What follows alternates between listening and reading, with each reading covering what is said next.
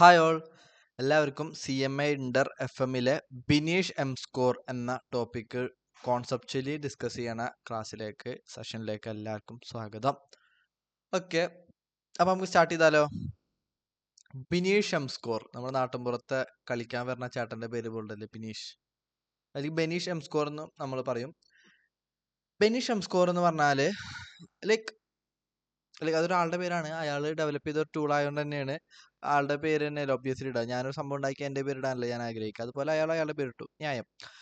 ഈ ടൂള് ഒരു famous economist ആയ ബെനീഷ് ഡെവലപ്പ് ചെയ്തതാണ്. ഈ സ്റ്റാറ്റിസ്റ്റിക്കൽ ടൂള് അല്ലെങ്കിൽ ഇതിനെ ലൈക്ക് മോണിറ്ററി ടൂൾ എന്ന് വേണമെങ്കിൽ പറയാം. ഈ ടൂളിൻ്റെ പ്രത്യേകത എന്ന് വെച്ച് കഴിഞ്ഞാൽ ഈ ടൂള് യൂസ് ചെയ്തിട്ട് ഒരു കമ്പനി മാനിപ്പുലേറ്റ് ചെയ്യാനുള്ള സാധ്യത ഉണ്ടോ ഇല്ലേ എന്ന് ഡിറ്റക്ട് ചെയ്യാൻ ഹെൽപ്പ് ചെയ്യുമെന്നാണ് പറയണത്. അപ്പോൾ ഈ ബിനീഷ് എം സ്കോർ എന്നുള്ള ടൂള് ഒരു 8 ഫൈനാൻഷ്യൽ റേഷ്യോസ് യൂസ് ചെയ്യും.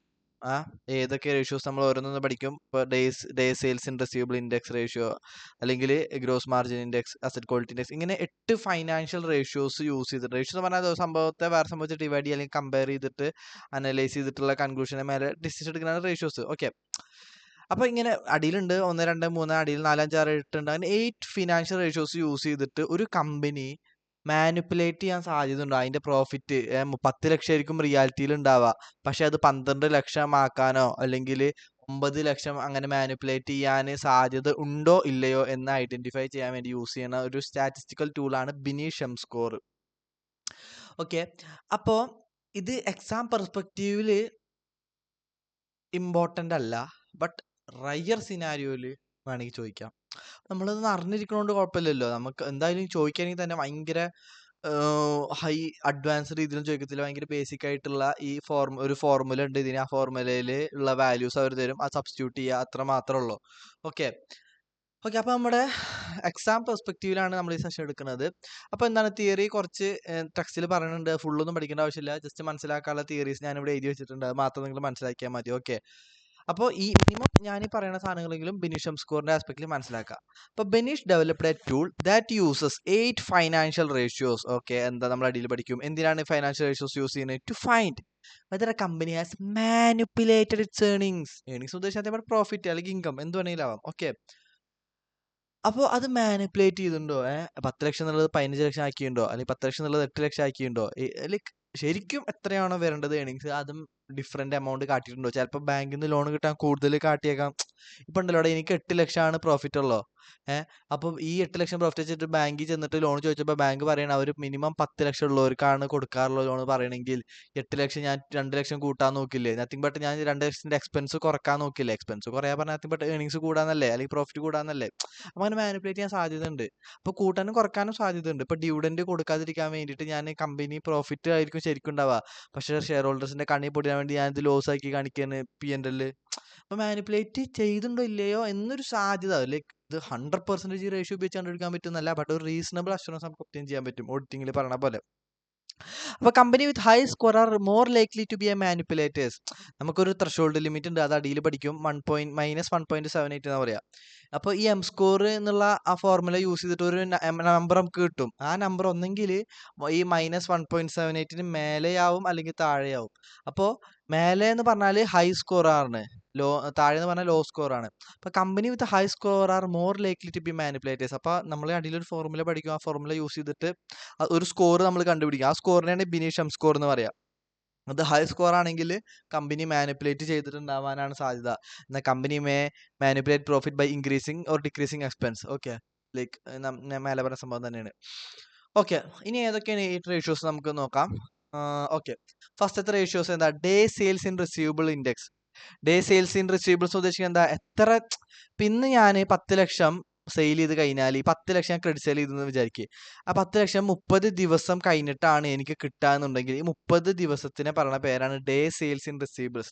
എത്ര ഡേയ്സ് ആണ് റിസീവബിൾസിൽ സെയിൽസ് ആയിട്ട് കിടക്കുന്നത്, അതുമ്പോൾ ക്രെഡിറ്റ് സെയിൽ എത്ര ദിവസം എടുക്കും റിസീവ് ചെയ്യാൻ, അത് ഇൻഡിക്കേറ്റ് ചെയ്യണ ഒരു സൂചികയാണ്, അല്ലെങ്കിൽ അതാണ് day sales in receivable index എന്ന് പറഞ്ഞാൽ. അതെങ്ങനെയാണ് കണ്ടുപിടിക്കുക, അത് നമുക്ക് നോക്കാം. ഓക്കെ, 1 സെക്കൻഡ്, ഇക്വേഷൻ ഇവിടെ എഴുതിയില്ലല്ലോ. ഓക്കെ, നമുക്ക് നോക്കാം എന്തായാലും. അതെന്താ സംഭവം നോക്കാം. A large increase in receivable days result in accelerated revenue recognition which in turn result in inflate profit. ഒന്നും മനസ്സിലായില്ല എന്ന് എനിക്കറിയാം, ഞാൻ പറഞ്ഞുതരാം. ഇപ്പൊ ഉണ്ട് ഒരു വിചാരിക്കട്ടെ, ഞാൻ ഈ പറയുന്ന എക്സാമ്പിൾസ് ഒന്ന് വിചാരിക്കുക.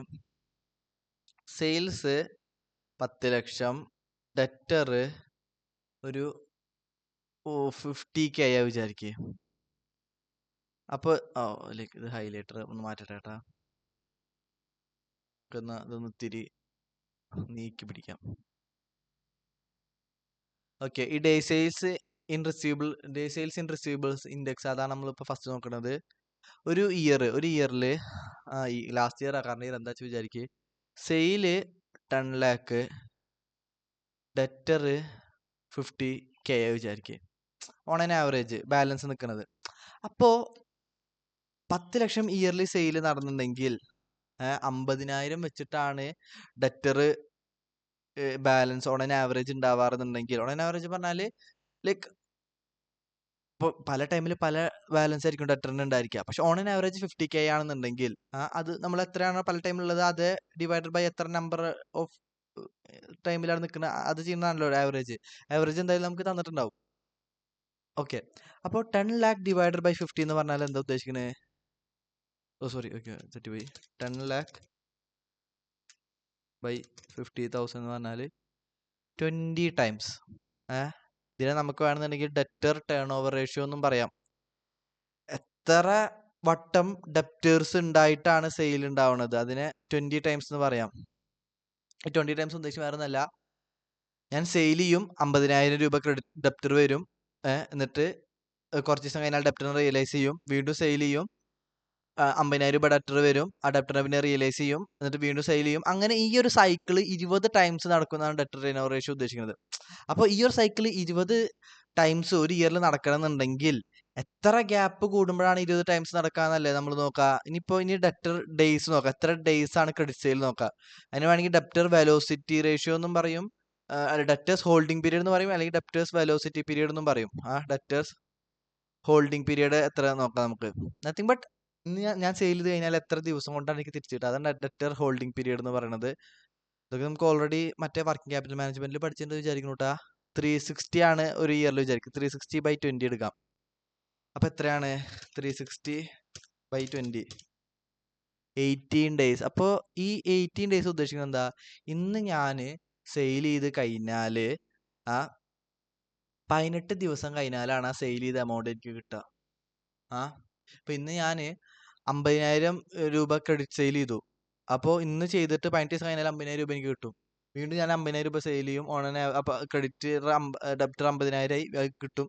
അപ്പോൾ ഈ നമുക്ക് സെയിൽ എമൗണ്ട് ഇയർലി സെയിൽ എത്രയാണോ ഓൺ ആൻ ആവറേജ് എത്രയാണോ ഡെപ്റ്റർ നിൽക്കാറ്, അത് ഡിവൈഡ് ചെയ്ത് കഴിഞ്ഞാൽ എത്ര തവണയാണ് ഡെപ്റ്ററിന് നമുക്ക് റിയൽ ക്യാഷ് സെയിൽ ആയിട്ട് കിട്ടുന്നത് നമുക്ക് കിട്ടും. അപ്പൊ ആ കിട്ടിയ ഡെപ്റ്റർ ടേൺ ഓവർ റേഷ്യോനെ ഇയറിന്റെ നമ്പർ കൊണ്ട് എത്ര ഡേയ്സ് ആണുള്ളത്, ഇയർ ഡേയ്സ് എത്ര 360/20 ചെയ്യുമ്പോൾ എത്ര ഡേയ്സിലാണ് നോക്കട്ടെ. ഇപ്പൊ ഇന്ന് ഞാൻ സെയിൽ ചെയ്ത് 18 ദിവസം കഴിഞ്ഞിട്ട് എന്താണ് എനിക്ക് എമൗണ്ട് കിട്ടും. എന്നിട്ട് എമൗണ്ട് കിട്ടിയാൽ നിന്ന് വീണ്ടും ഞാൻ സെയിൽ ചെയ്യും, എന്നിട്ട് വീണ്ടും അടുത്ത 18 ദിവസം കഴിയുമ്പോൾ എന്താണ് എനിക്ക് എമൗണ്ട് കിട്ടും. ആ എമൗണ്ട് കിട്ടിയാൽ വീണ്ടും ഞാൻ സെയിൽ ചെയ്യും, അപ്പോൾ ഡെപ്റ്റർ ആയില്ലേ, ക്രെഡിറ്റ് സെയിൽ അല്ലേ ചെയ്യുക. അപ്പോൾ വീണ്ടും 18 ദിവസം കഴിയുമ്പോൾ വീണ്ടും റിയലൈസ് ചെയ്യും. അങ്ങനെ 20 തവണ ഞാനൊരു ഇയറിൽ സെയിൽ ചെയ്തിട്ട് റിയലൈസ് ചെയ്യും ഇല്ലേ.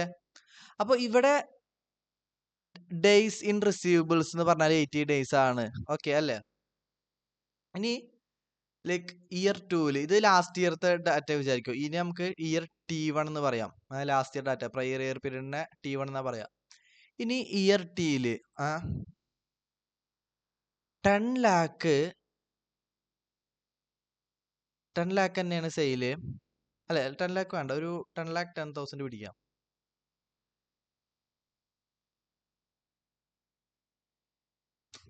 $10,10,000 സെയില്,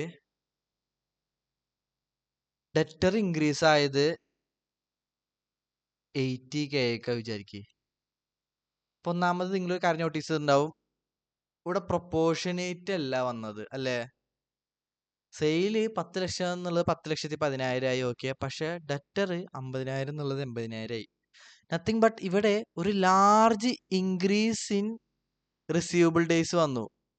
ലൈക്ക് റിസീവബിൾ ഡേയ്സ് എങ്ങനെ വന്നു ഞാൻ കാട്ടിത്തരാം. നമുക്ക് ഈ സെയിം സംഭവം നോക്ക്. 10 lakh divided by 80k. 10 lakh 10,000 ആണ് ഒരു ഇയറിൽ നടക്കുന്ന സെയില്. 10 lakh 10,000 അത് divided by 80 on an average debtor balance എന്ന് പറയുന്നത് 80 ആണ്. അപ്പോൾ സോറി ഒരു മിനിറ്റ്, 10 lakh 10,000 ഡിവൈഡഡ് ബൈ 80,000 എത്ര 12.625 ടൈംസ് ആണ് വന്നത്. 12.625 ടൈംസ് സെയിൽ ചെയ്യും, ഡെറ്റർ ആവും, റിയലൈസ് ചെയ്യും, സെയിൽ ചെയ്യും, ഡെറ്റർ ആവും, റിയലൈസ് ചെയ്യും, അങ്ങനെ 12.625 ഡേയ്സ് ഉണ്ടാവും എന്നാണ് പറഞ്ഞത്. 12.625 ടൈംസ് ഉണ്ടാവും എന്നാണ് പറയുന്നത്. അപ്പോൾ ഒരു ഇയറിൽ 12.625 ടൈംസ് ഉണ്ടാവണമെങ്കിൽ എത്ര ദിവസം ഗ്യാപ്പ് വേണ്ടി വരും?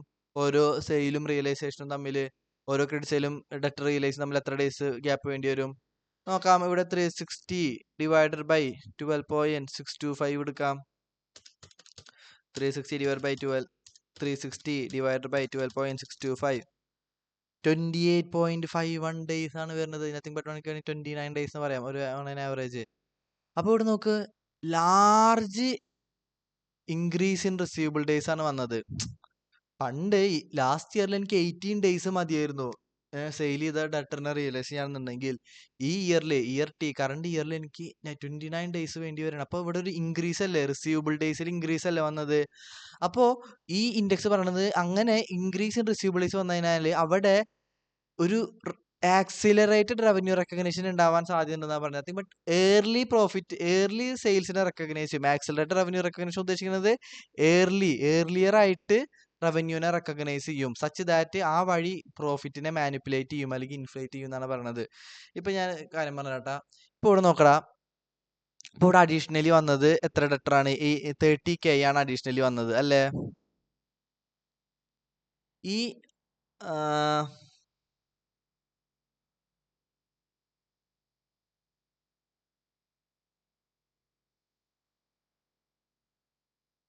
ഓക്കെ 30k അഡീഷണലി വന്നു. ഇവിടെ പ്രശ്നം എന്താ വെച്ച് കഴിഞ്ഞാൽ ചിലപ്പോൾ ഈ 30kയുടെ സെയിൽ ഉണ്ടല്ലോ, ഈ കറണ്ട് ഇയറിൽ ഇപ്പൊ നമ്മൾ ഒരു ഏപ്രിലാണ് നിൽക്കണ വിചാരിക്കുക, നിങ്ങൾക്ക് മനസ്സിലാക്കാൻ വേണ്ടി പറഞ്ഞു തരുന്നുള്ളൂ, ശരിക്കും ഇത്ര ഡീറ്റെയിൽ അണ്ടർസ്റ്റാൻഡിംഗ് ഒന്നും ആവശ്യമില്ല. ഏപ്രിലാണ് നിൽക്കണേ. അപ്പോൾ ഒരു കസ്റ്റമർ വന്ന് ജസ്റ്റ് ഇൻക്വയറി നടത്തിയിട്ടുള്ളൂ. ഇൻക്വയറി നടത്തിയിട്ട് ഒരു നമ്മുടെ പ്രൊഡക്റ്റ് മേടിക്കാൻ വേണ്ടി ഇൻക്വയറി നടത്തിയുള്ളൂ. ഇൻക്വയറി നടത്തിയിട്ട് കസ്റ്റമർ പറയാണ് ജൂണിൽ ഡെലിവറി ചെയ്താൽ മതി പറയാണ്. അല്ലെങ്കിൽ കണ്ട ഈ കറണ്ട് ഇയറിൽ മാർച്ചിലാണ് നമ്മൾ നിൽക്കുന്നത് വിചാരിക്കുക, എന്നാലാണ് കറക്റ്റ് ആവുള്ളൂ. സോറി, മാർച്ചിലാണ് നിൽക്കുന്നത്. എന്നിട്ട് ആ ക്ലയന്റ് പറയണത് ശരി ജൂണിൽ ഡെലിവറി ചെയ്താൽ മതി വെച്ചാൽ കറണ്ട് ഇയറത്തെ ജൂണിലല്ല, നമ്മൾ കറണ്ട് ഇയറിന്റെ മാർച്ചിലാണ് നിൽക്കുന്നത്. അതേപോലെ ക്ലോസിംഗ് ഫിനാൻഷ്യൽ ഇയറിന്റെ ഒരു മാസം മുന്നേ ഉള്ളത്. നെക്സ്റ്റ് ഇയർ ജൂണിൽ ഡെലിവറി ചെയ്താൽ മതി പറയാണ്. അപ്പോ എന്താണ്, ജസ്റ്റ് ഈ ഇയർത്തെ സെയിൽ കൂട്ടാൻ വേണ്ടിയിട്ട് ചിലപ്പോൾ ജൂണിൽ അക്കൗണ്ട് ചെയ്യണ്ട, അല്ലെങ്കിൽ ജൂണിൽ അവരായിരിക്കും ഒരു പൈസ ഉണ്ടാവുക, അത് നമ്മൾ ഇപ്പോഴേ അക്കൗണ്ട് ചെയ്യണം മാർച്ചിൽ. അങ്ങനെയായിരിക്കും ചിലപ്പോൾ. ലൈക്ക് ശരിക്കും ഇവിടെ വരേണ്ടത് സെയിൽ എന്ന് പറഞ്ഞാൽ 10 lakh 10,000 30k കുറച്ചിട്ടുള്ളതായിരിക്കും വരാൻ പാടുള്ളൂ. എത്രയാണ് എമൗണ്ട് വരാ? ശരിക്കും ഇവിടെ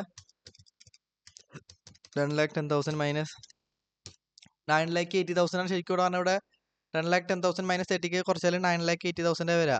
ശരിക്കും ഇവിടെ 9 lakh 80,000 സെയിൽസ് ആണ് വരാൻ പാടില്ലാവില്ലായിരിക്കുള്ളൂ. പക്ഷെ അവര് എന്താണ് സെയിൽ ഈ കൊല്ലത്ത് കൂട്ടി കാണിക്കാൻ വേണ്ടിയിട്ട് ഈ 30kയുടെ സെയില് ഇപ്പോഴേ ക്രെഡിറ്റ് സെയിൽ പറഞ്ഞ് അക്കൗണ്ട് ചെയ്തിട്ടുണ്ടായേക്കാം. അപ്പോൾ അങ്ങനെ കൂടുമ്പോൾ ഇവിടെ എന്താണ് റിസീവബിൾ ഡേയ്സ് കൂടല്ലേ ചെയ്തത്. അപ്പോൾ നത്തിങ് ബട്ട് ഇതൊരു എന്താണ് സാധ്യതകൾ പറയണതാണ്. ഡേയ്സ് ഇൻ റിസീവബിൾ ഇൻക്രീസ് ചെയ്തിട്ടുണ്ടെങ്കിൽ അവിടെ ഒരു സാധ്യത ഉണ്ടായേക്കാം. എന്ത് സാധ്യത? ഇതുപോലെ ഏർലി റെക്കഗ്നിഷൻ ഓഫ് റവന്യൂ അല്ലെങ്കിൽ ആക്സിലറേറ്റഡ് റവന്യൂ റെക്കഗ്നിഷൻ ഉണ്ടായേക്കാം. എന്തിന്? To inflate profit. അപ്പൊ അത് ഒരു ഫിനാൻഷ്യൽ റേഷ്യോ ആണ് ഇവിടെ പറയണത്. അപ്പൊ അതിന്റെ ഇക്വേഷൻ എന്താണ്? ഓക്കെ, ഇവിടെ DSRAയുടെ ഇക്വേഷൻ എഴുതാൻ വിട്ടുപോയി. സ്റ്റഡി മെറ്റീരിയൽ ഉണ്ട്, നിങ്ങളൊന്ന് എഴുതിയാൽ മതി. DSRAയുടെ ഇക്വേഷൻ വരുന്നത് എത്രയാണ്? Debtor divided by sales. എവിടെയാണ്? Net receivables divided by sale whole divided by debtor divided by sales. ഇത് കറണ്ട് ഇയർ, ഇതും കറണ്ട് ഇയർ. ഓക്കെ, ടി അല്ല, ടി ആണ് ഇവിടെ. ഞാൻ ഇതിന് കുറച്ച് ചെരിച്ച് എഴുതിയെന്ന് വെച്ചാൽ ഇവിടെ ഗ്യാപ്പ് ഇല്ലാത്തതുകൊണ്ടാണ്. ഞാൻ ഇതിനു വേണ്ടി എഴുതിയ നോട്ട്സാണ്. അപ്പം ഇനി മൊത്തത്തിൽ വായിക്കുമ്പോൾ പണിയാവും. ഓക്കെ, ടെക്സ്റ്റ് ബുക്ക് ഉള്ളതാണ്. അപ്പോൾ ഇപ്പോൾ കറണ്ട് ഇയറിൽ ഡെറ്റർ ഒരു 80K ആണെന്നുണ്ടെങ്കിൽ 80K എഴുതുക, ഡിവൈഡ് ബൈ ആ ഇയറിൽ സെയിൽസ് എത്ര എഴുതുക. അപ്പോൾ സെയിൽസിന്റെ എത്ര പെർസെൻറ്റേജ് ആണ് കറണ്ട് ഇയറിൽ ഉണ്ടായെന്ന് മനസ്സിലാവും. അത് എന്നിട്ട് ലൈക്ക് ഇവിടെ എഴുതാന്നിട്ട് അതേ ഡിവൈഡർ ബൈ ലാസ്റ്റ് ഇയറിൽ ഡെറ്റർ എത്രയായിരുന്നു, T-1 ആട്ടോ ഇവിടെ വരുന്നത്. അതെ, നത്തിങ് ബട്ട് ലാസ്റ്റ് ഇയർ അല്ലെങ്കിൽ പ്രയർ പീരിയഡ്. ഇതൊക്കെ റെഡിമെയ്ഡ് ഡാറ്റ പോലെ ക്വസ്റ്റ്യൻ തരൂട്ടാ, തരണമെങ്കിൽ തന്നെ. ഓക്കെ, അപ്പോൾ അത് divide by last year debtor divide by sales ചെയ്യുക. അപ്പോൾ current year debtor divide by സെയിൽസും last year debtor divide by സെയിൽസും ചെയ്യുമ്പോൾ ഒരു എമൗണ്ട് കിട്ടും. ഒന്നെങ്കിൽ 1ന് എബവ് അല്ലെങ്കിൽ 1ന് താഴെ.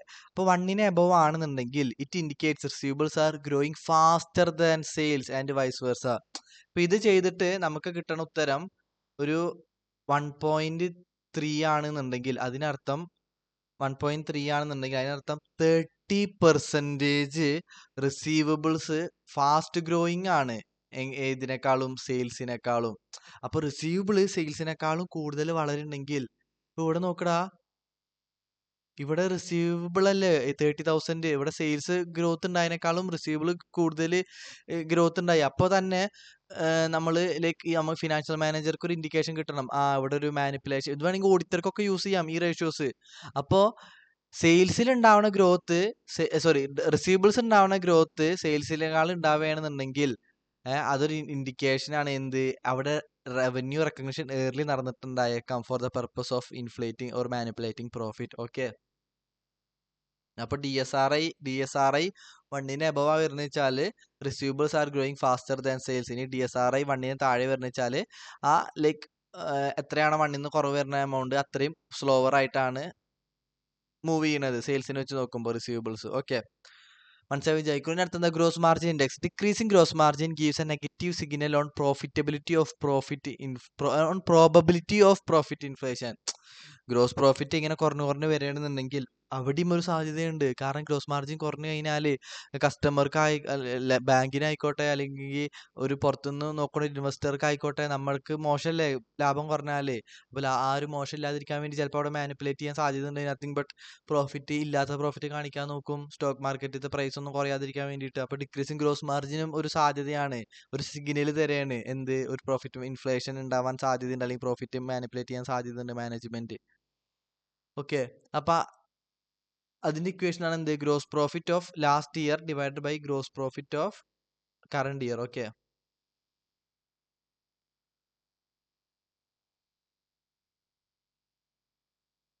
അപ്പോൾ ഇത് ഓരോരോ റേഷ്യോസ് പറയണതാണ്.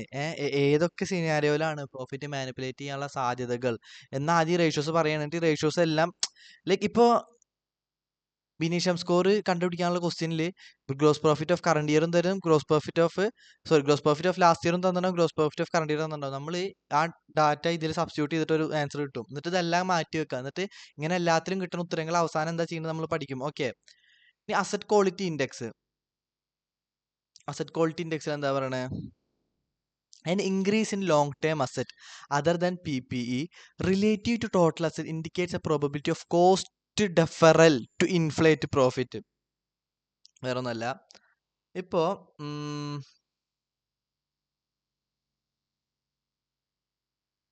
ഓക്കെ, ഇതിൽ പറയണ വേറെ ഒന്നല്ല, P&L ചാർജ് ചെയ്യണ എക്സ്പെൻസുകളൊക്കെ നമ്മൾ P&L ചാർജ് ചെയ്യാതെ, കോസ്റ്റ് ഡെഫറൽ എന്ന് ഉദ്ദേശിക്കുന്നത് P&L ചാർജ് ചെയ്യാതെ ബാലൻസ് ഷീറ്റിലോട്ട് ചാർജ് ചെയ്യാണ്.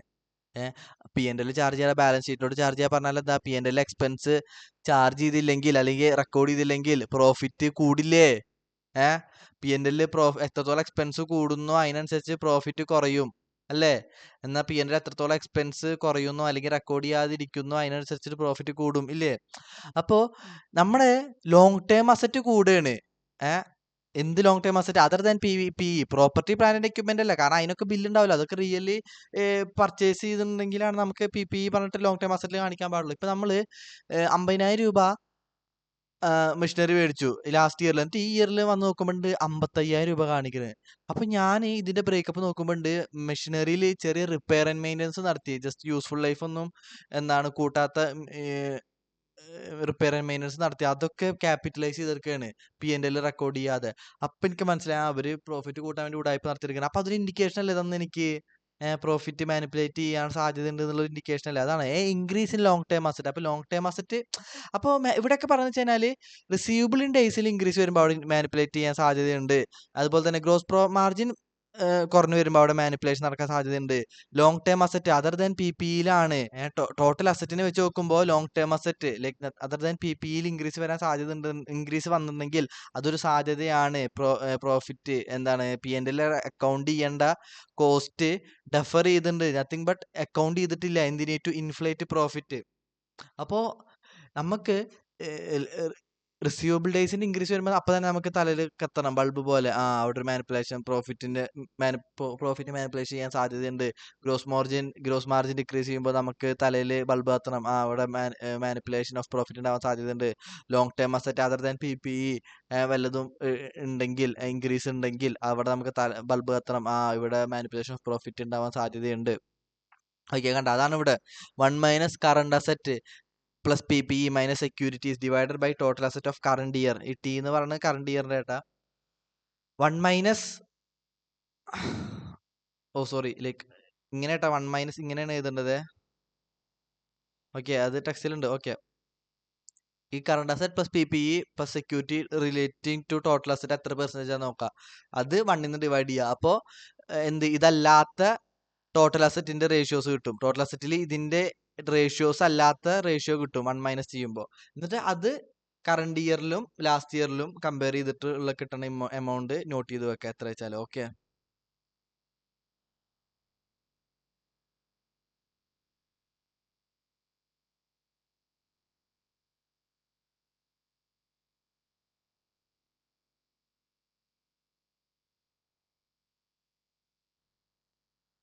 ഇപ്പോൾ കറണ്ട് ഇയറിൽ സേ ഫോർ എക്സാമ്പിൾ ഒരു 0.5 വന്ന് ലാസ്റ്റ് ഇയറിൽ സേ ഫോർ എക്സാമ്പിൾ ഒരു 0.3 വന്നെന്നുണ്ടെങ്കിൽ ഏതെന്താ ഇവിടെ ഉദ്ദേശിക്കുന്നത്? ഇപ്പൊ ഇത് സേ ഫോർ എക്സാമ്പിൾ വന്നത് ഒരു 0.6 വിചാരിക്കുക. ഇത് 0.4 ആണെന്നുണ്ടെങ്കിൽ എത്ര വരാ? 0.6 ബൈ 0.4 1.5 ആണ് വരാ. എന്ന് വെച്ച് കഴിഞ്ഞാല് കഴിഞ്ഞ പ്രാവശ്യത്തെക്കാളും 50% അധികം ലോങ് ടേം അസറ്റിൽ ഇൻക്രീസ് വന്നിട്ടുണ്ട്. അപ്പൊ ഈ 50% അധികം വന്നത് ചിലപ്പോ P&L അക്കൗണ്ട് ചെയ്യേണ്ട എക്സ്പെൻസ് ക്യാപിറ്റലൈസ് ചെയ്തോണ്ടായേക്കാം. 50% എന്ന് പറഞ്ഞാല് 1 പ്ലസ് 50% അല്ലടാ 1.5 സാധ്യതയാണ് പറയുന്നത്. ഇതിന്റെ 1.5 മൊത്തം നമ്മൾ കൺസിഡർ ചെയ്യില്ല. ഇതിന്റെ ഒരു സർട്ടൈൻ പെർസെന്റേജ് 0.5% നമ്മൾ കൺസിഡർ ചെയ്യുള്ളൂ. അത് നമ്മൾ അടിയിൽ എത്രയാണ് 0.4 ആണോ 0.5 ആണോ അത് എംസ്കോറിന്റെ ഒരു ഫൈനൽ ഫോർമുല ഉണ്ട്, അതിൽ നമ്മൾ യൂസ് ചെയ്യും. ഓക്കെ, ജസ്റ്റ് ഒന്നൊരു ഇന്റർപ്രിട്ടേഷൻ പറഞ്ഞു തന്നുള്ളൂ. ഇനി അടുത്തത് ഏതാണ്? Sales growth index. High sales growth doesn't mean manipulation. Okay, sale കൂടിയിട്ട് കാര്യം നമുക്ക് അവിടെ ഫ്രോഡ് ഉണ്ടെന്ന് ആദ്യമേ പറയാൻ പറ്റില്ല. ചിലപ്പോൾ അവർ കഴിവുണ്ടായേക്കാം. Okay, but such firms are more likely to commit fraud due to financial pressure and capital needs. Obviously ഇന്ന് 10 ലക്ഷം സെയിൽ ഉണ്ടായി ലാസ്റ്റ് ഇയറിൽ, ഈ ഇയറിൽ 12 ലക്ഷമായി. ഇനി അടുത്ത കൊല്ലം അവർക്ക് 10 ലക്ഷം ആവാൻ ആഗ്രഹിക്കോ? ഇല്ല, എപ്പോഴും 14 ലക്ഷം ആവാനാണ് അവിടുത്തെ മാനേജ്മെന്റ് ആയാലും ആരായാലും നമ്മൾ വർക്ക് ചെയ്യാൻ ആളെ പ്രഷർ ചെയ്യിക്കത്തുള്ളൂ. അപ്പൊ അവിടെ അങ്ങനെ ഒരു പ്രഷർ വരുമ്പോൾ ഈ 12 ലക്ഷം 14 ലക്ഷം ആക്കാൻ പറ്റിയില്ല എന്നുണ്ടെങ്കിൽ 13 ലക്ഷം ആയുള്ളൂ എന്നുണ്ടെങ്കിൽ ചിലപ്പോൾ 14 ആക്കാൻ വേണ്ടിയിട്ട് ഒരു 1 lakh മാനിപ്പുലേറ്റ് ചെയ്തേക്കാം. അവിടുത്തെ ഫൈനാൻസ് മാനേജർ ആരാ വെച്ചാല് ഇതിന്റെ പിന്നിൽ വർക്ക് ചെയ്യുന്നത്. അല്ലെങ്കിൽ സ്റ്റോക്ക് പ്രൈസ് താഴോട്ട് പോവെന്ന് പേടിച്ചിട്ട് അവിടെ ഒരു മോട്ടിവേഷൻ ഉണ്ടാവും മാനിപ്പുലേറ്റ് ഏണിങ്സ് മാനിപ്പുലേറ്റ് ചെയ്യാൻ വേണ്ടിയിട്ട്. അപ്പൊ ഇതൊക്കെ ഓരോ സാധ്യതകളാണ് സെയിൽസ് ഗ്രോത്ത് ഇൻഡെക്സ്. അപ്പൊ ഇതൊരു ഓരോ സൂചികകളാണ് പറയുന്നത്. ഏണിങ്സ് മാനിപ്പുലേറ്റ് ചെയ്യാൻ സാധ്യതയുള്ള ഓരോ സൂചികകളാണ് പറയണത്. അപ്പൊ സെയിൽസ് ഗ്രോത്ത് ഇൻഡെക്സിന്റെ ഫോർമുല എന്താ? Sales of current year divided by sales of last year. അപ്പോ ഇപ്പോ current year sales 100 crore, last year sales 80 crore ആണെങ്കിൽ 100/80 25% ഇൻക്രീസ് ഉണ്ടായിട്ടുണ്ട്. ആ 25% ഇൻക്രീസ് ചിലപ്പോൾ റിയൽ ആയേക്കാം, അല്ലെങ്കിൽ ചിലപ്പോൾ മാനിപ്പുലേറ്റ് ചെയ്തതിന്റെ ഭാഗമായിട്ട് ഉണ്ടായതായേക്കാം. Okay, depreciation index. A fall in depreciation compared to net fixed asset may mean the firm increased asset life or change to a method that boost income. ഡിപ്രിസിയേഷന്റെ എമൗണ്ട് P&L കൂടുമ്പോൾ profit എന്ത് ചെയ്യുക, കുറയും. ഡിപ്രിസിയേഷന്റെ amount P&L കുറയുമ്പോൾ profit കൂടും. കാരണം depreciation ഒരു expense അല്ലടാ. അപ്പോൾ ഇവിടെ പറഞ്ഞ ഫാൾ ഇൻ ഡിപ്രിസിയേഷന് കഴിഞ്ഞ കൊല്ലം 50,000 ഡിപ്രിസിയേഷന് എന്താണ് ലൈക്ക് കഴിഞ്ഞതിന് മുന്നത്തെ കൊല്ലം 40,000 ഡിപ്രിസിയേഷൻ ഉണ്ടായിരുന്നു. ഈ കഴിഞ്ഞ കൊല്ലം ഓക്കെ കഴിഞ്ഞതിന് മുന്നത്തെ കൊല്ലം 40,000 ഡിപ്രിസിയേഷൻ, കഴിഞ്ഞ കൊല്ലം 35,000 ഡിപ്രിസിയേഷൻ, ഈ കൊല്ലം 20,000 ഡിപ്രിസിയേഷൻ. ഒരു ഹ്യൂജ് ഫാളല്ലേ ഇവിടെ. അത് ചിലപ്പോൾ എന്തായേക്കാം, ഇൻകം കൂട്ടാൻ വേണ്ടിയിട്ടായേക്കാം. അല്ലെങ്കിൽ ആ ഇൻകം കൂട്ടാൻ വേണ്ടി ഇവരെന്താ ചെയ്യുന്നുണ്ടാവാ, മുന്നൊക്കെ 5 ഇയേഴ്സ് ആണ് യൂസ്ഫുൾ ലൈഫ് ഉണ്ടായിട്ടുണ്ട് വിചാരിക്കുക. ലൈക്ക് 30,000-ഉം 40,000-ഉം 35,000-ഉം കൊടുത്ത സമയത്ത് അതല്ലേ പറഞ്ഞിരുന്നത്. മറ്റേ പാൻ യൂസ് ചെയ്യട്ടെ. കഴിഞ്ഞതിന്റെ മുന്നത്തെ കൊല്ലം 40,000 ഡിപ്രിസിയേഷൻ പ്രൊവൈഡ് ചെയ്തു, കഴിഞ്ഞ കൊല്ലം 35,000 പ്രൊവൈഡ് ചെയ്തു, ഈ കൊല്ലം 20,000 പ്രൊവൈഡ് ചെയ്യുന്നത്. അപ്പൊ നോക്കുമ്പോ ഈ ഇയർലി മിഷനറിയുടെ യൂസ്ഫുൾ ലൈഫ് 5 ഇയർ എന്നാ പറഞ്ഞത്, ഈ ഇയർലി മിഷനറിയുടെ യൂസ്ഫുൾ ലൈഫ് 5 ഇയർ എന്നാ പറഞ്ഞത്, ഈ ഇയറിൽ മാത്രം ഉണ്ട് അത് 10 ഇയേഴ്സ് ആക്കി എടുക്കുന്നത്. അപ്പോ ഇവിടെ ഡിപ്രിസിയേഷൻ കുറക്കാൻ വേണ്ടിയിട്ട് അയക്കാം ചിലപ്പോൾ യൂസ്ഫുൾ ലൈഫ് മാറ്റിണ്ടാവുക. ഡിപ്രിസിയേഷൻ കുറക്കുമ്പോൾ പ്രോഫിറ്റ് കൂടുതലേ ചെയ്യുക. അതാണ് firm fall in depreciation compared to net fixed asset. Additionally fixed asset ഒന്നും മേടിച്ചില്ല, കഴിഞ്ഞ കൊല്ലത്തെ സെയിം ഫിക്സഡ് അസറ്റ് ബേസ് വിചാരിക്കുക. അങ്ങനത്തെ ഒരു സിനാരിയോയില് എന്താണ് ഫാൾ ഇൻ ഡിപ്രിസിയേഷൻ വന്നിട്ടുണ്ടെങ്കിൽ, ഇവിടെ ഒരു ഫാൾ ഇൻ ഡിപ്രിസിയേഷൻ വന്നിട്ടുണ്ടെങ്കിൽ അത് പ്രോഫിറ്റ് എന്തായാലും മാനിപ്പുലേറ്റ് ചെയ്തു എന്നല്ലാട്ടാ പറഞ്ഞത്. ചിലപ്പോൾ ഈ 35,000-ലെ ചിലപ്പോൾ ഒരു 10,000 അല്ലെങ്കിൽ 15,000 മെഷീനറി സെയിൽ ചെയ്തിട്ടുണ്ടായേക്കാം. ലൈക്ക് 30,000 ഡിപ്രിസിയേഷൻ എമൗണ്ട് ആണെങ്കിൽ 30,000 ഡിപ്രിസിയേഷൻ ഉണ്ടാകുമ്പോൾ ഒരു 5 lakh ആണ് എന്ത് മെഷീനറി വാല്യൂ എന്നുണ്ടെങ്കിൽ ആ 5 lakh വെച്ച് 2 lakh എന്താണ് സെയിൽ ചെയ്തിട്ടേക്കാം. അപ്പൊ ചിലപ്പോൾ ബാക്കി 3 lakh ഉണ്ടാവുള്ളൂ. അപ്പൊ 3 lakhന്റെ മേലെ ഡിപ്രിസിയേഷൻ കാൽക്കുലേറ്റ് എപ്പോഴും ലൈക്ക് കുറവ് എമൗണ്ട് അല്ലേ വരുള്ളൂ. അപ്പൊ ഫാൾ ഇൻ ഡിപ്രിസിയേഷന് ആദ്യമേ മാനിപ്പുലേഷൻ ഓഫ് ഏർണിംഗ്സ് ഉണ്ടാവും എന്നല്ല പറഞ്ഞത്. Fall in depreciation mean the firm increased asset life കൂടുമ്പോൾ ഡിപ്രിസിയേഷൻ പെർ ഇയർ കുറയില്ലേ. അല്ലെങ്കിൽ ചേഞ്ച് ടു എ മെത്തേഡ്, ആദ്യം WDV ആയിരിക്കും യൂസ് ചെയ്യുന്നത്, പിന്നെ അത് SLM-ലോട്ട് മാറ്റി. എന്തിന്? ഡിപ്രിസിയേഷൻ എമൗണ്ട് കുറയാൻ വേണ്ടിയിട്ട്. എന്തിനാണ് ഡിപ്രിസിയേഷൻ എമൗണ്ട് കുറയണത്? ഇൻകം മാനിപ്പുലേറ്റ് ചെയ്യാൻ അല്ലെങ്കിൽ ബൂസ്റ്റ് ചെയ്യാൻ. ഓക്കെ അപ്പൊ ഡിപ്രിസിയേഷൻ ഇൻഡെക്സ് എങ്ങനെ കാണിക്കുക? Depreciation of the current year divided by depreciation plus PPE. Depreciation of last year ആട്ടത് T-1 എന്ന് ഉദ്ദേശിക്കുന്നത് last year divide by depreciation of last year plus PPE. Nothing but gross എമൗണ്ടിലോട്ട് കൊണ്ടുവരാം. ഇപ്പൊ 50,000 ആണ് തുടക്കത്തിലുള്ള വാല്യൂ എന്നുണ്ടെങ്കിൽ 5,000 ഡിപ്രിസിയേഷൻ കുറച്ചിട്ട് ബാക്കി 45,000 അല്ലേ എന്ത് ക്ലോസിംഗ് ബാലൻസ് ഉണ്ടാവുക. ഇവിടെ ഡിപ്രിസിയേഷൻ എന്ന് പറയുന്നത് 5,000, ക്ലോസിംഗ് ബാലൻസ് എന്ന് പറഞ്ഞാൽ 45,000. അപ്പൊ നത്തിങ് ബട്ട് ഇവിടെ സബ്സ്റ്റിറ്റ്യൂട്ട് ചെയ്ത് വരുമ്പോൾ ഇങ്ങനെ ആയിരിക്കും ഉണ്ടാവുക, 5,000 divided by 5,000 plus 45,000, nothing but 5,000 by 50,000. ഇത് last year divided by current ഇയർത്തെ ഡിപ്രിസിയേഷനും divided by depreciation plus PPE. Okay അപ്പോ ഇവിടെ ഇപ്പോ ലൈക്ക് ഫോർ എക്സാമ്പിൾ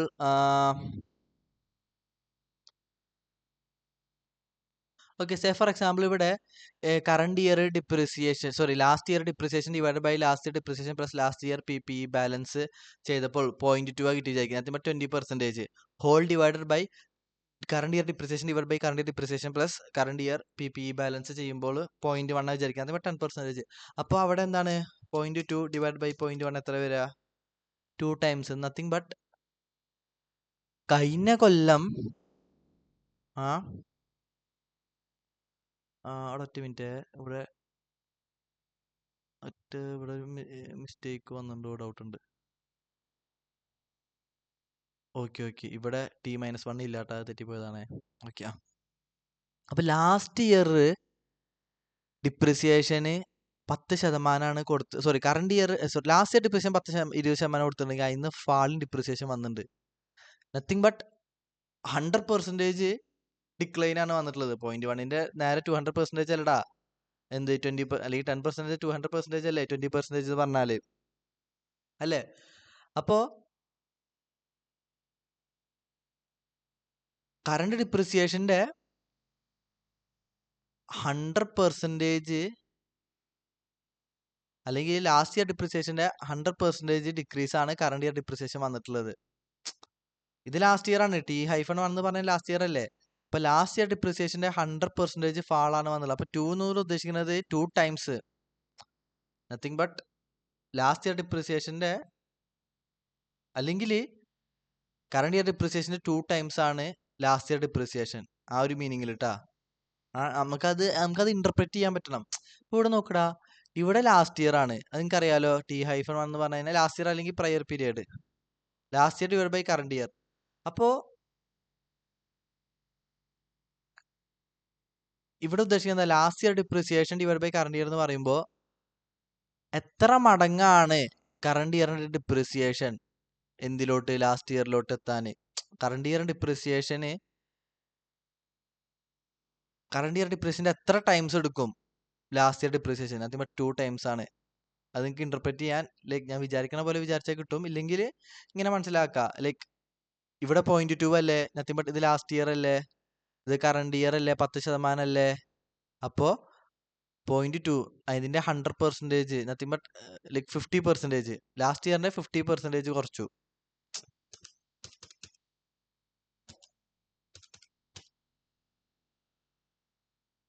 അതെ, ലാസ്റ്റ് ഇയറിന്റെ 50% കുറച്ചു, അല്ലെങ്കിൽ കറണ്ട് ഇയറിന്റെ 100% ആണ് എന്ത് ലാസ്റ്റ് ഇയർ ഡിപ്രിസിയേഷൻ ട്ടാ. അതെ, അതിന് 2 ടൈംസ്. ഇവിടെ നിങ്ങൾ ജസ്റ്റ് 2 ടൈംസ് ഇങ്ങനെ എഴുതിയാൽ മാത്രം മതി. ഓക്കെ, ലാസ്റ്റ് ഒരു ഫോർമുലയിൽ നമ്മൾ അതൊക്കെ യൂസ് ചെയ്യും.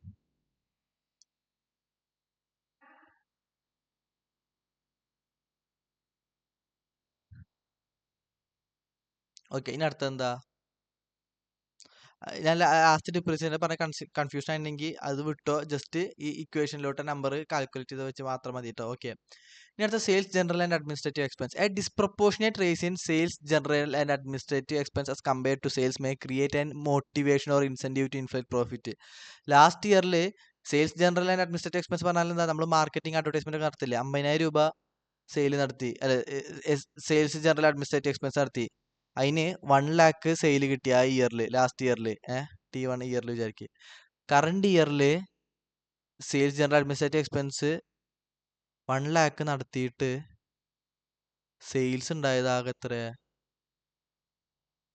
1,50,000. അപ്പൊ ഇവിടെ കണ്ട ഒരു ഡിസ്പ്രപ്പോർഷനേറ്റ് റൈസ് അല്ലേ ഉണ്ടായത്. 50,000 1 lakh ആയിട്ടുണ്ടെങ്കിൽ 1 lakh മിനിമം ഒരു 2 lakh എങ്കിലും ആവണ്ട ഇവിടെ, പക്ഷെ ആയില്ല. അപ്പൊ ഒരു ഡിസ്പ്രപ്പോർഷനേറ്റ് ഗ്രോത്ത് വന്നു. അപ്പോൾ അത്തരം സിനാരിയോയിലും ഈ 1,50,000 എന്നുള്ളത് ചിലപ്പോൾ അവർ 2 lakh ആക്കാൻ സാധ്യത ഉണ്ടെന്നാ പറയണേ. അപ്പോൾ ഇതിപ്പോ ശരിക്കും നിങ്ങൾ ഓഡിറ്റ് ചെയ്യാൻ പോകുമ്പോഴോ അല്ലെങ്കിൽ നിങ്ങൾ ബുക്സ് നോക്കുമ്പോഴോ ശരിക്കും ഇവിടെ 2 lakh ആയിരിക്കും ഉണ്ടാവുക. അപ്പൊ നിങ്ങൾക്ക് ഇവിടെ ഈ SGAയും കറണ്ട് ഇയർ ലാസ്റ്റ് ഇയർ നമ്മൾ ഡിസ്പ്രപ്പോർഷനേറ്റ് ഗ്രോത്ത് തോന്നുന്നുണ്ടെങ്കിൽ അവിടെ എന്താണ് പ്രോഫിറ്റിൽ വല്ല മാനിപ്പുലേഷൻ ചെയ്യാൻ സാധ്യതയുണ്ട്. സാധ്യത ഇവിടെ എല്ലായിടത്തും സാധ്യത തന്നെ പറഞ്ഞിട്ട് ഉറപ്പ് പറയണില്ല. ഇപ്പൊ ഇവിടെ ഫോർ എക്സാമ്പിൾ ഇനി 1,50,000 തന്നെയെന്ന് വിചാരിക്കുക. അപ്പൊ ലാസ്റ്റ് ഇയറിൽ പ്രോഫിറ്റ് 40,000 ആണെങ്കിൽ ഇവിടെ പ്രോഫിറ്റ് കാണിക്കുന്ന എത്ര, ഒരു 38,000 വിചാരിക്കുക. അതൊരു ന്യായമാണോ? ഒരിക്കലും അല്ലല്ലോ. കാരണം 50,000 ഉണ്ടായപ്പോൾ 1 lakh സെയിൽ ഉണ്ടായി, 40,000 പ്രോഫിറ്റ് ഉണ്ടായെങ്കിൽ, നത്തിങ് ബട്ട് 40% പ്രോഫിറ്റ് ഉണ്ടായെങ്കിൽ 1,50,000ന്റെ 40% പറയുമ്പോൾ അറൗണ്ട് 60,000 ആണ് എന്ത് പ്രോഫിറ്റ് വേണ്ടത്. ഇവിടെ ഒരു 70,000 അല്ലെങ്കിൽ 80,000 കാട്ടി വിചാരിക്കും. 1 lakh ഉള്ളപ്പോൾ 40,000 പ്രോഫിറ്റ് ഉണ്ട്, ഇവിടെ 1,50,000 ഉള്ളപ്പോൾ 80,000 പ്രോഫിറ്റ് കാട്ടിയിട്ടുണ്ടെങ്കിൽ 1,50,000 40% പറഞ്ഞാൽ 60,000 ആണ്. അപ്പോൾ അറൗണ്ട് 60,000 അല്ലേ വരുന്നത്. അപ്പോൾ ഇവിടെ പ്രോഫിറ്റ് ചിലപ്പോൾ മാനിപ്പുലേറ്റ് ചെയ്താൽ കാണിച്ചത്. പക്ഷെ ചിലപ്പോൾ ഇവിടെ എന്താണ് കോസ്റ്റ് ചിലപ്പോൾ കുറഞ്ഞിട്ടുണ്ടാവും കറണ്ട് ഇയറിൽ, അതുകൊണ്ടായിരിക്കും ചിലപ്പോൾ പ്രോഫിറ്റ് കൂടി ഉണ്ടാവുക. ഒരു സാധ്യതകൾ പറയണം. അപ്പോൾ nothing but selling general administrative എക്സ്പെൻസിന്റെ ഗ്രോത്ത് സെയിൽസിനെ വെച്ച് നോക്കുമ്പോൾ ഡിസ്പ്രപ്പോർഷനേറ്റ് ആണെന്നുണ്ടെങ്കിൽ അവിടെ പ്രോഫിറ്റിൽ മാനിപ്പുലേഷൻ ഉണ്ടാവാൻ സാധ്യതയുണ്ട്. ഇത്ര ഉള്ളോ. അതുപോലെ തന്നെ leverage index. Leverage is total debt relative to total asset. Increase in leverage, nothing but increase in debt. സാധാരണ ഈ ലിവറേജ് പറയുമ്പോൾ ലോങ് ടേം ഡെറ്റ് ആണ് കൺസിഡർ ചെയ്യാറുള്ളത്, ബട്ട് ഇവിടെ കറണ്ട് ലയബിലിറ്റി കൂടി കൺസിഡർ ചെയ്തിട്ടുണ്ട്. അപ്പോൾ ഡെറ്റ് ഇൻക്രീസ് ചെയ്യുമ്പോൾ increase in leverage creates an incentive to manipulate profit to meet debt covenants. Nothing but debt കൂടുമ്പോൾ ഒബ്വിയസ്ലി എനിക്കൊരു പുതിയ കട എടുക്കണമെന്നുണ്ടെങ്കിലും അല്ലെങ്കിൽ ഇപ്പോഴേ ഉള്ള ഡെറ്റ് തന്നിട്ടുള്ള ആൾക്കാരെ സാറ്റിസ്ഫൈ ചെയ്യണമെങ്കിൽ എൻ്റെ കമ്പനിയിൽ സെയിൽസ് കൂടുതലാണ് എന്ന് എനിക്ക് അവരെ ബോധിപ്പിക്കേണ്ട ആവശ്യം വരും.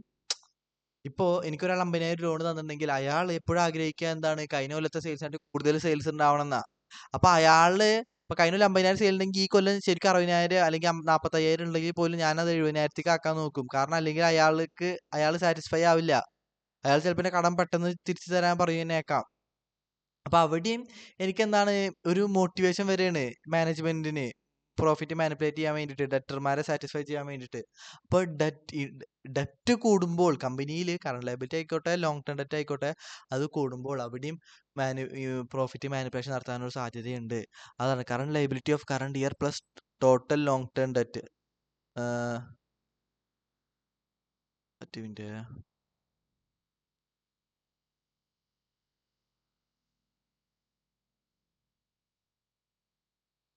Like current liability plus long term liability divide by total asset. അത് കറണ്ട് ഇയറിൽ എത്ര പെർസെൻറ്റേജ് നോക്കാം, അതേ divided by last year percentage type ചെയ്യുക. അപ്പോൾ ഒരു എമൗണ്ട് കിട്ടും, അത് മാറ്റി വെക്കാം. ഓക്കെ. പിന്നെ ലാസ്റ്റത്തെ 8th ഫിനാൻഷ്യൽ റേഷ്യോ ആണ് എന്ത്, total accruals to total assets. It detects portion of income which is in backed by cash. A larger gap between operating income and operating cash flows means higher accruals, which increases the likelihood of profit manipulation. പ്രോഫിറ്റില് income എന്ന് പറഞ്ഞിട്ട് നമുക്ക് P&L കാണിക്കുന്നത് എത്രയാണ്, 5 lakh ആണ്. പക്ഷേ cash ഫ്ലോയില് cash ആയിട്ട് income, operating income, cash flow അറിയാലോ, operating cash flow, investing cash flow, financing cash flow ഉണ്ട്. അതിൽ ഓപ്പറേറ്റിംഗ് ക്യാഷ് ഫ്ലോ ഉള്ളത് എത്ര, 4 lakh ഉള്ളൂ. ഈ സിനാരിയോയിലാണ് നിനക്ക് പേടി കൂടുക. ഇതൊരു സിനാരിയോ 1. ഇനി സിനാരിയോ 2 ഓപ്പറേറ്റിംഗ് ഇൻകം 5 lakhഉം ഇത് 4 lakh ആട്ടോ ഇവിടെ പറഞ്ഞത്. Operating cash flow income 3 lakh ആണെങ്കിൽ നിനക്ക് ഏതിലാണ് ഒബ്വിയസ്ലി പേടി കൂടുക? ഒബ്വിയസ്ലി സിനാരിയോ 2 അല്ലേ? കാരണം ഇവിടെയാണ് ഗ്യാപ്പ് കൂടുതൽ. അപ്പോ ഇവിടെ കുറെ അക്രൂവൽസ് ഉണ്ടാവും. Nothing but operating P&L sales കൂടാൻ കാരണം കുറെ അക്രൂവൽ എൻട്രി ഇട്ടുണ്ടാവും, കുറെ ക്രെഡിറ്റ് സെയിൽ ഉണ്ടായേക്കാം ചിലപ്പോ. നമുക്കറിയാം ക്യാഷ് കിട്ടിയാൽ മാത്രമല്ല നമ്മൾ സെയിൽ എൻട്രി ചെയ്യുക, അല്ലേ? നമ്മള് ഡ്യൂ ആയി കഴിഞ്ഞാൽ എൻട്രി ചെയ്യും.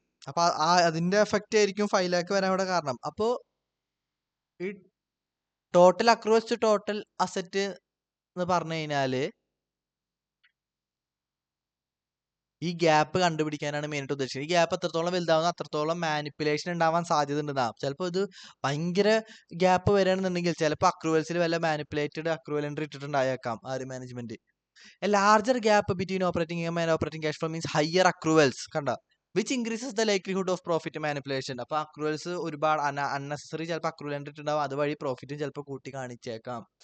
അപ്പോൾ അതിന്റെ ഇക്വേഷൻ എന്താണ്, income from continuing operation like നമ്മൾ 5 lakh മൈനസ് 3 lakh എത്ര, 2 lakh അല്ലേ വരാ. 2 lakh divide by total asset എത്രയാണ് കറണ്ട് ഇയറിൽ വെച്ചാൽ, ഇതിന് കമ്പാരിസൺ ഇല്ല, കറണ്ട് ഇയർ വെച്ചിട്ട് ഡിവൈഡ് ചെയ്യുക ടോട്ടൽ അസറ്റ്.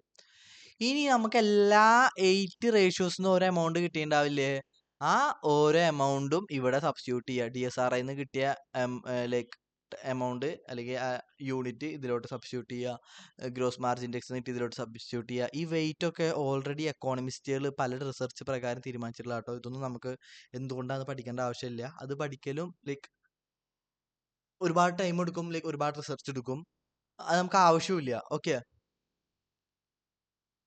അപ്പോൾ ഓരോ റേഷ്യോസിൽ നമുക്ക് കിട്ടിയ എമൗണ്ട് ഇവിടെ സബ്സ്റ്റിറ്റ്യൂട്ട് ചെയ്തിട്ട് ഒരു എമൗണ്ട് കിട്ടും. ആ ഒരു നമ്പർ കിട്ടും. ആ നമ്പർ 1.78 താഴെയാണ് എന്നെങ്കിൽ കമ്പനി മാനിപ്പുലേറ്റർ ആവാതിരിക്കാനുള്ള സാധ്യതയാണ്.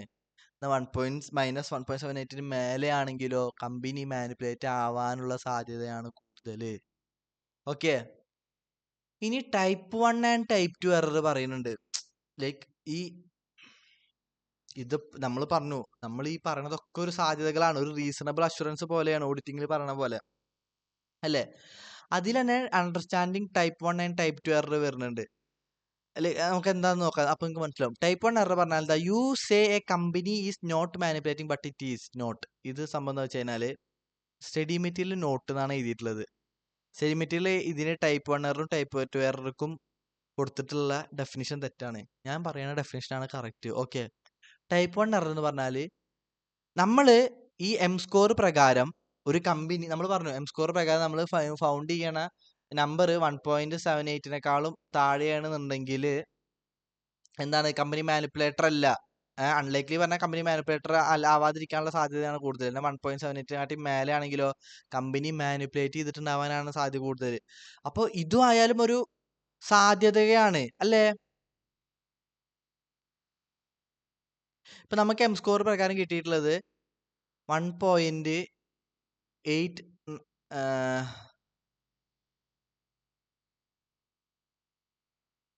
1.58 വിചാരിക്കുക. -1.58 എന്ന് പറഞ്ഞാല് -1.78 മേലെ അല്ലേ? അല്ലേ? അതെ, മൈനസ് നിങ്ങൾക്ക് അറിയില്ലേ മൈനസിന്റെ ഡീൽ ചെയ്യുന്നത്. -1.78 മേലെയാണ് 1.58 എന്ന് പറഞ്ഞാല്. അതെ. അപ്പൊ ഇവിടെ നമ്മൾ ശരിക്കും കമ്പനി ഒരു മാനിപ്പുലേറ്റർ എന്നാണ് പറയേണ്ടത് അല്ലേ? അപ്പോ ശരിക്കും ഇവിടെ മാനിപ്പുലേറ്റർ എന്നാണ് പറയേണ്ടത്. അപ്പൊ അത് പ്രകാരം ഞാൻ മാനിപ്പുലേറ്റർ എന്ന് പറഞ്ഞു. ഈ തിയറി പ്രകാരം കമ്പനി ഒരു മാനിപ്പുലേറ്റർ ആണെന്ന് ഞാൻ പറഞ്ഞു. ഈ തിയറി എം സ്കോർ എന്നുള്ള റീസണബിൾ അഷുറൻസ് പ്രകാരം മാനിപ്പുലേറ്റർ ആണെന്ന് പറഞ്ഞു. പക്ഷെ റിയാലിറ്റിയിൽ ശരിക്കും അത് മാനിപ്പുലേറ്റർ അല്ലായിരുന്നു. അതിനെയാണ് ടൈപ്പ് 1 എറർ എന്ന് പറയുക. അതാണ് നമ്മൾ ഈ ബെനിഷം സ്കോർ യൂസ് ചെയ്തിട്ട് ആ കമ്പനി മാനിപ്പുലേറ്റിംഗ് ആണെന്ന് പറഞ്ഞു. ഞാൻ നിങ്ങൾക്ക് സ്റ്റഡി മെറ്റീരിയലത്തെ തെറ്റ് കാണിക്കാനായിട്ട് ആദ്യം സ്റ്റഡി മെറ്റീരിയൽ ഉള്ള പോലെ എഴുതി, എന്നിട്ട് സ്റ്റഡി മെറ്റീരിയലത്തെ തെറ്റെന്താന്ന് ഞാൻ റോങ് ഇട്ട് എഴുതി. ഞാനിവിടെ റെഡ് മാർക്കിൽ എഴുതിയതാണ് കറക്റ്റ്. ഓക്കെ. അപ്പോൾ മാനിപ്പുലേറ്റിംഗ് അല്ലാത്ത ഒരാളെ ഞാൻ മാനിപ്പുലേറ്റർ ആണെന്ന് പറഞ്ഞു. പക്ഷെ റിയാലിറ്റിയിൽ അയാൾ മാനിപ്പുലേറ്റർ അല്ലായിരുന്നു. അവിടെയാണ് ടൈപ്പ് 1 എറർ പറയുക. നത്തിങ് ബട്ട് ഒരു തെറ്റ് ചെയ്യാത്ത ആളെ തെറ്റ് ചെയ്തു എന്ന് പറഞ്ഞ പോലെ. ഇനി ടൈപ്പ് 2 എറർ പറഞ്ഞാൽ എന്താ? ഇപ്പോ 1.1 എം സ്കോർ യൂസ് ചെയ്ത് എനിക്ക് കിട്ടിയ എമൗണ്ട് -1.89 വിചാരിക്കുക. നത്തിങ് ബട്ട് ഇതെന്ന് പറഞ്ഞാല് -1.78 താഴെയല്ലേ? അവിടെ ഞാൻ മാനിപ്പുലേറ്റർ അല്ല എന്നാ പറയേണ്ടത് ശരിക്കും. അപ്പൊ അത് ഈ തിയറി പ്രകാരം മാനിപ്പുലേറ്റർ അല്ല എന്ന് പറഞ്ഞു. പക്ഷെ റിയാലിറ്റി മാനിപ്പുലേറ്റർ ആയിരുന്നു. അതാണ്. അപ്പൊ തിയറി പ്രകാരം I said company is not manipulating but it is. അത് റിയാലിറ്റിയിൽ മാനിപ്പുലേറ്റിംഗ് ആയിരുന്നു. അതാണ് ടൈപ്പ് 2 എറർ എന്ന് പറയുന്നത്. ഓക്കെ. അപ്പൊ ഈ ടൈപ്പ് 2 ഇതൊക്കെ എക്സാമിന് ഈ ഭാഗം ടെസ്റ്റ് ചെയ്യാൻ ഭയങ്കര കുറവാട്ടോ. ഇനി ടെസ്റ്റ് ചെയ്യണമെങ്കിൽ തന്നെ മെയിൻ ആയിട്ട് ഈ ഒരു ഇക്വേഷൻ ആണ് ചോദിക്കാൻ സാധ്യതയുള്ളൂ. ഇതിൽ ഈ നമ്പേഴ്സ് ഒക്കെ അതേപടി പഠിക്കാൻ തന്നെയുള്ളൂ. ഇതിൽ പ്രത്യേകിച്ച് ഷോർട്ട് കട്ട് ഒന്നും ഇല്ല. ഓക്കെ. ലൈക്ക് ഒരു 2-3 വട്ടം എഴുതിയിട്ട് പഠിക്കുക. ഇത് LGBTക്ക് ഒന്നും അല്ലാട്ടാ, ലിവറേജ് ഇൻഡെക്സ് ആണ് പറയണത്. ഇനി ടൈപ്പ് 1 എററിന്റെ തന്നെ വീണ്ടും കുറച്ച് ഒരു റേഞ്ച് പറയുന്നുണ്ട്. എന്ന് വെച്ച് കഴിഞ്ഞാൽ ഇപ്പൊ നമുക്ക് കിട്ടിയ എം സ്കോർ ഉണ്ടല്ലോടാ, -1.49 മേലെയാണെന്നുണ്ടെങ്കിൽ, ഗ്രേറ്റർ ദാൻ -1.49 ആണെന്നുണ്ടെങ്കിൽ അവിടെ ടൈപ്പ് 1:ടൈപ്പ് 2 എറർ എന്ന് പറഞ്ഞാല് 10:1 ആണ്. ഇതിന്റെ ഉദ്ദേശം എന്ന് വെച്ച് കഴിഞ്ഞാൽ മറ്റേ നമ്മൾ സിനിമയിലൊക്കെ പറയുന്ന പോലെ ഈ ഒരു ഡയലോഗാണ്: 1000 കുറ്റവാളികൾ രക്ഷപ്പെട്ടാലും ഒരു നിരപരാധി പോലും ശിക്ഷിക്കരുത്, അല്ലെങ്കിൽ ഒരു നിരപരാധിയെ പോലും കള്ളനാണെന്ന് പറയരുത്. ആ ഒരു മീനിങ്ങിലാണ് ഈ ഒരു സംഭവം പറഞ്ഞത്. അപ്പോ ഇതാദ്യം പറയാം. ഇപ്പൊ എം സ്കോർ ഗ്രേറ്റർ ദാൻ -1.89 ആണെങ്കിൽ അവിടെ മീൻ ചെയ്യണത് എന്താണെന്ന് വെച്ച് കഴിഞ്ഞാല് 40:1 ആണെന്ന് ഉദ്ദേശിക്കുന്നത് വെച്ച് കഴിഞ്ഞാല് നമ്മൾ തെറ്റ് ചെയ്യാത്ത ഒരാളെ തെറ്റാണെന്ന് പറഞ്ഞാൽ അതിന്റെ അനന്തരഫലം 40% അധികമാണ്. ടൈപ്പ് 1 എറർ പറഞ്ഞാൽ എന്താ? നമ്മൾ തെറ്റ് ചെയ്യാത്ത ഒരാളെ തെറ്റ് ചെയ്തു, അതാണ് ടൈപ്പ് 1 എറർ. അപ്പോ എം സ്കോർ -1.89 കൂടുതലായിട്ടുള്ള ഒരു സിനാരിയാണ്. നമുക്ക് ആ മേലത്തെ ഇക്വേഷൻ ഇല്ലേ, വലിയൊരു ഇക്വേഷൻ, ആ നീല കളറിൽ എഴുതിയിട്ടുള്ള ഇക്വേഷൻ, അത് യൂസ് ചെയ്തിട്ട് കിട്ടുന്ന എമൗണ്ട് 1.8 കൂടുതലാണെങ്കിൽ അവിടെ ഞാൻ തെറ്റ് ചെയ്യാത്ത ടൈപ്പ് 1 എറർ കണ്ടോ. ഇത് ടൈപ്പ് 1 എറർ, ഇത് ടൈപ്പ് 2 എറർ. അതാണ് റേഷ്യോസ്. ഇങ്ങനെ റേഷ്യോസ് അല്ല, ലൈക്ക് അതിന്റെ ഒരു ആഫ്റ്റർ എഫക്ട് ഡിഫൈൻ ചെയ്യണതാണിത്. അപ്പൊ -1.8 കൂടുതലാണ് എം സ്കോർ കിട്ടിയിട്ടുണ്ടെങ്കിൽ അത്തരം സിനാരിയോയിൽ ഞാൻ തെറ്റ് ചെയ്യാത്ത ഒരാളെ തെറ്റ് ചെയ്തു എന്ന് പറഞ്ഞാൽ, നത്തിങ് ബട്ട് ടൈപ്പ് 1 എറർ അങ്ങനെ പറഞ്ഞാൽ അതിന്റെ കോസ്റ്റ് അല്ലെങ്കിൽ ലൈക്ക് ഒരു അനന്തര ഫലം എന്ന് പറഞ്ഞാൽ 40 ടൈംസ് അധികമാണ്. നത്തിങ് ബട്ട് അവിടെ ഞാൻ ഭയങ്കര സൂക്ഷിക്കണം എന്നാണ് പറയുന്നത്. എം സ്കോർ -1.89 കൂടുതലാണ് എനിക്ക് കിട്ടിയിട്ടുണ്ടെങ്കിൽ അവിടെ ഞാൻ അത്രയും സീരിയസ് ആയിട്ട് നോക്കണം. എന്ന് വെച്ച് കഴിഞ്ഞാൽ ഒരു രീതിയിലും അല്ലെങ്കിൽ ഏത് പ്രഷറിലാണെങ്കിലും തെറ്റ് ചെയ്യാത്തൊരു മാനേജ്മെന്റ് ഞാൻ തെറ്റ് ചെയ്തു എന്ന് പറയരുത്. അങ്ങനെ ചെയ്ത് കഴിഞ്ഞാൽ 40 ടൈംസ് എനിക്ക് എന്താണ് പ്രശ്നമാവും. അല്ലെങ്കിൽ ലീഗൽ കോസ്റ്റ് ആയിക്കോട്ടെ, എന്തായിക്കോട്ടെ, 40 ടൈംസ് എനിക്ക് ഡേഞ്ചർ എന്നുള്ള പോലെയാണ്. എന്നാൽ എം സ്കോർ -1.78 മേലെയും എന്ന 1.89നേക്കാളും താഴെയാണെങ്കിലോ അവിടെ ഞാൻ തെറ്റായ കമ്പനിയിൽ തെറ്റാന്ന് പറയുമ്പോഴുള്ള സിവിയറൻസ് അല്ലെങ്കിൽ ഡേഞ്ചർ അല്ലെങ്കിൽ ഒരു തീവ്രത പറഞ്ഞാൽ 20 ടൈംസ് ഉള്ളോ. എന്ത് തെറ്റല്ലാത്ത തെറ്റ് ചെയ്തൊരു കമ്പനിയെ തെറ്റല്ല എന്ന് പറയണ വെച്ച് നോക്കുമ്പോൾ. എന്നാൽ എം സ്കോർ -1.49നേക്കാളും മേലെ ആണെങ്കിൽ അവിടെ തെറ്റ് അല്ലാത്തൊരു കമ്പനിയെ ഞാൻ തെറ്റെന്ന് പറയുമ്പോഴുള്ള ആഫ്റ്റർ ഇഫക്റ്റ് പറഞ്ഞാൽ 10 ടൈംസ് ഉള്ളോ ഇതിനേക്കാളും തെറ്റ് ചെയ്തിട്ടുള്ള ഒരു കമ്പനിയെ ഞാൻ തെറ്റല്ല എന്ന് പറയുമ്പോൾ. അപ്പോൾ ഇവിടെ ഉദ്ദേശിക്കുന്നത് ഇങ്ങനെയാണ്. എന്ത് 1000 നിരപരാധികൾ ശിക്ഷിക്കപ്പെട്ടാലും ഒരു നിരപരാധി പോലും ശിക്ഷിക്കപ്പെടരുത്. നിരപരാധി പറഞ്ഞാൽ തെറ്റ് ചെയ്യാത്ത ആള്. 1000 കുറ്റവാളികൾ ശിക്ഷിക്കപ്പെട്ടാലും ഒരു നിരപരാധി പോലും ശിക്ഷിക്കപ്പെടരുത്. ആ ഒരു മീനിങ്ങിലാണ് ഇവിടെ പറയണത്.